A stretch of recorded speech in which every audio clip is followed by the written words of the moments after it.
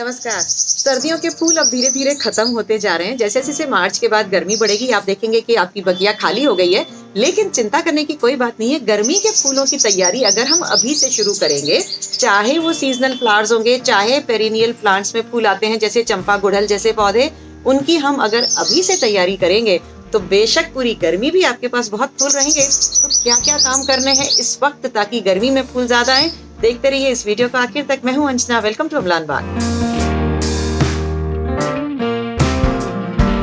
फरवरी में सबसे पहला जरूरी काम होता है कंपोस्टिंग। सर्दी में कई पौधे डॉर्मेंट थे, सो रहे थे, अब ये जागे हैं तो इन्हें बहुत सारा खाना पीना चाहिए। तो हमें सबसे पहले जरूरी है इन सब में खाद डालना है। खाद चाहे आप गोबर की लें, चाहे वर्मी कंपोस्ट लें, घर का बनाया किचन वेस्ट की कंपोस्ट लें, कुछ भी लें, लेकिन अच्छी मात्रा में खाद डालनी है। अच्छी मात्रा का कहने का मेरा मतलब है छोटे गमले में कम से कम 3 मुट्ठी, और बड़ा जो गमला है उसी हिसाब से बढ़ाते जाइए। और जमीन में तो इस तरीके से फेंकते जाइए जब तक आपको छोटी पतली एक लेयर खाद की दिखाई नहीं देती है, और फिर उसको बहुत अच्छी तरह मिट्टी में मिक्स कर लीजिए। खाद देने के बाद पानी जरूर दें, क्योंकि खाद में बहुत गर्माहट होती है, और गर्माहट मिलते ही साथ साथ में जब पानी मिलेगा तो पौधे की प्यास भी बुझेगी और उसकी भूख भी मिटेगी। इस वक्त जो आपने खाद दी है उसका असर आपको पूरी गर्मी में मिलेगा। पूरी गर्मी में आप देखेंगे कि फूल बहुत ज्यादा आ रहे हैं। बीच बीच में भी हालांकि हम थोड़ा बहुत लिक्विड मैन्योर डालते रहेंगे, लेकिन ये वक्त बहुत जरूरी है कि इसे अच्छी तरह खाद दीजिए। उसका रीजन ये होता है कि आने वाला वक्त ग्रोइंग पीरियड है। आप देखेंगे पौधों में नई नई पत्तियां आ रही हैं, और जब नई पत्तियां आ रही हैं उस वक्त आप अच्छा खाना देंगे तो पौधा बहुत अच्छे से ग्रो करेगा। पहली चीज हो गई कंपोस्टिंग। दूसरी चीज होती है रीपॉटिंग। रीपॉटिंग करते हैं हम जब अगर हमारा गमला छोटा है, वो रूट बाउंड हो गया है, बैलेंस नहीं लग रहा है पॉट में और प्लांट में। प्लांट बहुत बड़ा है, पॉट बहुत छोटा है, तो अजीब सा लग रहा है कि अब ये लुढ़कने लगेगा। और दूसरी चीज होती है कि वो रूट बाउंड हो गया, इतना ज्यादा उसमें जड़ें भर गई हैं कि गमले में जगह ही नहीं है खाना खाने की। तो हमें उस पौधे को उस छोटे गमले से निकाल करके बड़े गमले में डालना है, रीपॉटिंग करना है। रीपॉटिंग पे मेरे कुछ वीडियोस हैं, मैं डिस्क्रिप्शन में उसका लिंक डाल दूंगी, आप उन्हें देख लीजिएगा किस तरीके से रीपॉटिंग करना है, और अपने सभी ऐसे पौधों की रीपॉटिंग कर लीजिएगा जिन्हें उनकी जरूरत है। गलत वक्त पे अगर हम रीपॉटिंग करते हैं तो पौधे की हालत नाजुक हो जाती है। कमेंट में मुझे कई दफा पढ़ने में मिला कि जनवरी में मैंने रीपॉटिंग किया था या दिसंबर में किया था। देखिए वो वक्त गलत था। उस समय पौधा डॉर्मेंट था, ठंड इतनी ज्यादा थी कि उस समय जब हम रीपॉटिंग करते हैं तो पौधा वो शॉक नहीं झेल पाता। लेकिन इस वक्त आप पौधे के साथ कुछ भी करेंगे, लेकिन प्यार से करेंगे, तो वो पौधा सारे शॉक झेल जाएगा। तो इस वक्त आप करिए। जो पुरानी गलती हो गई उसमें हम कुछ नहीं कर सकते सवाए इंतजार के कि आप उसे टाइम दीजिए रिवाइव होने का। अब समय आया है, आप ज्यादा छेड़छाड़ मत कीजिए। दोबारा रीपॉटिंग कभी ना करें, ये मैं हमेशा कहती हूँ, क्योंकि रीपॉटिंग के बाद पौधा शॉक में आता है। फ्रीक्वेंटली आप उसे शॉक देते जाएंगे कि ये तो ठीक नहीं हुआ, दोबारा कर देते हैं, तिबारा कर देते हैं, तो आपका पौधा फिर बचेगा। अब इस सीजन में तीसरा जरूरी मोस्ट इम्पॉर्टेंट काम जो होता है वो pruning. Hard pruning, soft pruning. पिछले हफ्ते मैंने हिबिस्कस का वीडियो आपके साथ शेयर किया था। उसमें मैंने जिस तरीके से प्लांट को हार्ड प्रून किया था, उसी तरीके से अगर कोई भी आपके पौधे की बहुत लंबी स्टेम्स जा रही हैं, उन्हें आप हार्ड प्रून कर दीजिए। ये वक्त है, बिल्कुल डरना नहीं है।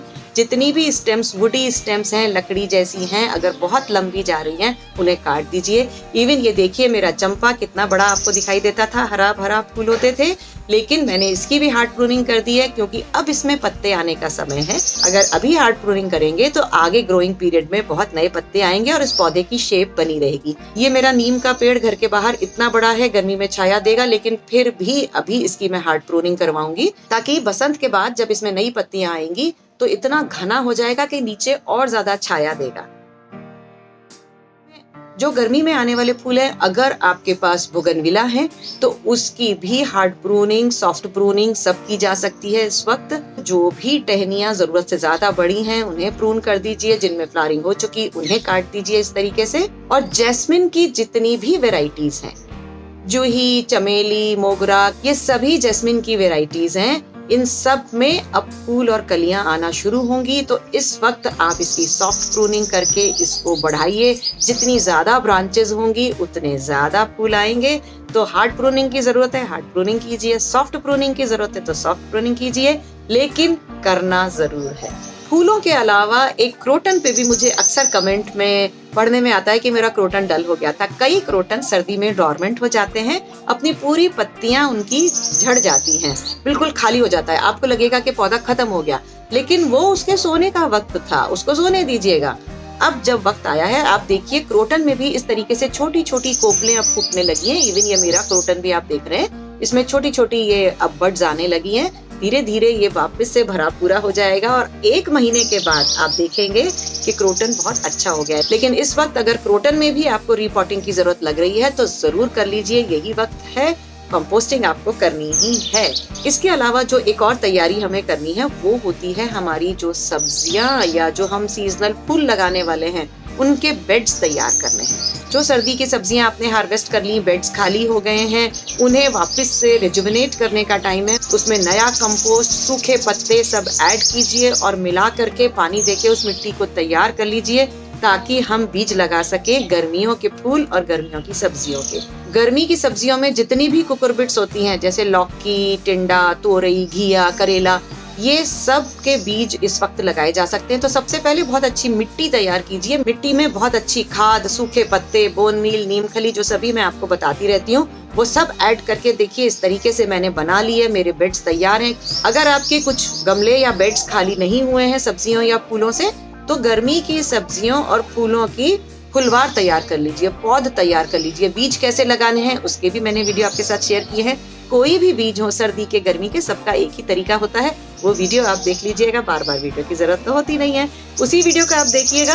तो उस तरीके से गर्मियों की जो सब्जियां और फूल है उनके भी बीज लगा दीजिए, सैपलिंग्स तैयार कर लीजिए और जब आपके बेड्स खाली होंगे तो सैपलिंग्स को ट्रांसफर कर लीजिएगा। अगर कुछ खाली बेड्स हैं तो भिंडी, ग्वार, कुकुरबिट्स के आप डायरेक्टली भी बीज लगा सकते हैं सही जगह जहां आप चाहते हैं। गर्मियों में आने वाले फूलों के भी बीज अभी से ले आइए। कई फूल होते हैं जैसे सनफ्लावर, कॉस्मोस, गम्फ्रीना, बाल्सम, सारी लिलीज लगती है, पोचिया भी लगता है जो ग्रीन हेज की तरह बॉर्डर लगाया जा सकता है। तो जितने भी बीज आप अभी लगाना चाहते हैं उसकी पौध तैयार कर लीजिए, सैपलिंग बनाइए और जब ये सर्दी के फूल हटेंगे उस वक्त हम ये सैपलिंग यहाँ पे ट्रांसप्लांट कर लेंगे 20-25 दिन बाद। तो जैसे जैसे मौसम बदलेगा वैसे वैसे आपके पौधे बढ़ते जाएंगे और गर्मी में एक बार फिर से बगिया रंगीन हो जाएगी। बस लग जाइए, तैयारी शुरू कर दीजिए। बहुत सारा काम है, फरवरी बहुत बिजी वक्त है। मैंने अपने सभी पौधों में कल खाद डाल दी है, सभी पौधों की हार्ड प्रूनिंग, सॉफ्ट प्रूनिंग कर ली है। 1-2 काम बचते हैं, उनका वीडियो मैं आपके साथ बहुत जल्दी शेयर करूंगी आने वाले वक्त में। तो बने रहिएगा अमलान बाग के साथ और इस वीडियो को तो लाइक कर दीजिए, शेयर कीजिए। अमलान बाग को सब्सक्राइब नहीं किया है तो ये कैसे हो गया अभी तक, प्लीज कर लीजिए। मिलते हैं अगले वीडियो में। नमस्कार।